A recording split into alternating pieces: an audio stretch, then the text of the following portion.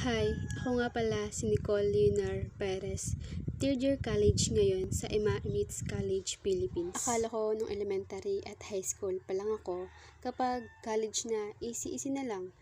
Akala ko lang pala yun. Oo, masaya maging college student. Gala doon, gala dito, pero ang totoo, hindi pala.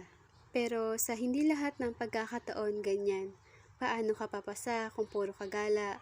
Masyadong mahirap at critical ang pagkuha ng mataas na grado sa college. Tsaka pag college ka, andyan yung mga gagastos ka ng napakalaki, lalo na para sa mga libro at kung ano-ano pang needs mo para sa course mo.